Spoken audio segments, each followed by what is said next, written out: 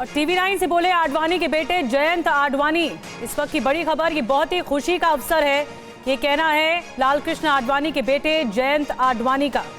लालकृष्ण आडवाणी को भारत रत्न दिए जाने के ऐलान के बाद उनके बेटे की प्रतिक्रिया सामने आई है। TV9 भारतवर्ष से उन्होंने कहा कि बहुत ही खुशी का अवसर है।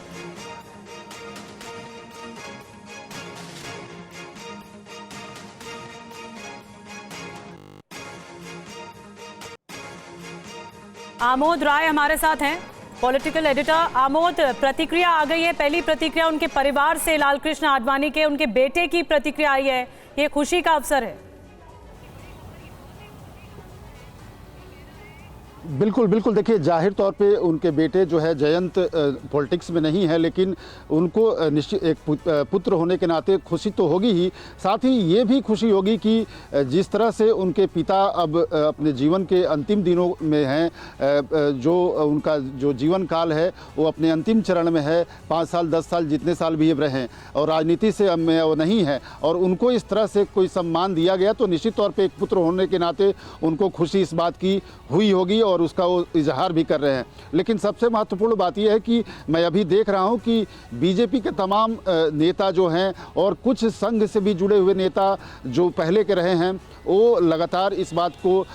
काफ़ी तारीफ कर रहे हैं, उसके पक्ष में लिख रहे हैं ट्विटर्स पे और अन्य सोशल मीडिया साइट्स पे कि लालकृष्ण आडवाणी को जिस तरह से भारत रत्न दिया गया है ये अपने आप में बीजेपी के लिए और पूरे देश के लिए गर्व की बात है। निश्चित तौर पे जिस तरह से अभी हमारे डायरेक्टर हेमंत शर्मा जी बोल रहे थे कि 2 सीट से 84 में और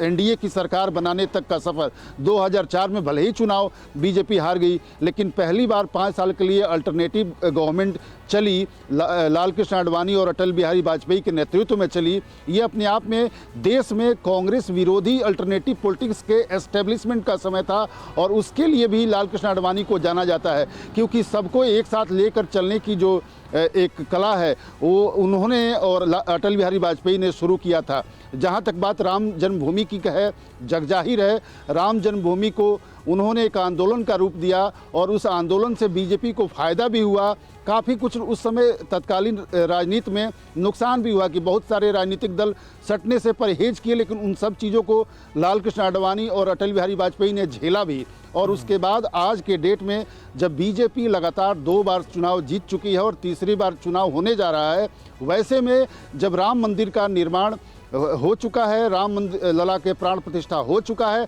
और उससे जो देश में एक माहौल बना हुआ है उसको लालकृष्ण आडवाणी को जब एक बार भारत रत्न दे दिया गया तो उससे उस चीज़ को और बल मिलती है। कृष्ण आडवाणी को भारत रत्न देने से रामलला प्राण प्रतिष्ठा होने के बाद जो माहौल बना है बीजेपी और संघ के पक्ष में उसको और बल मिलता है। तो ये सब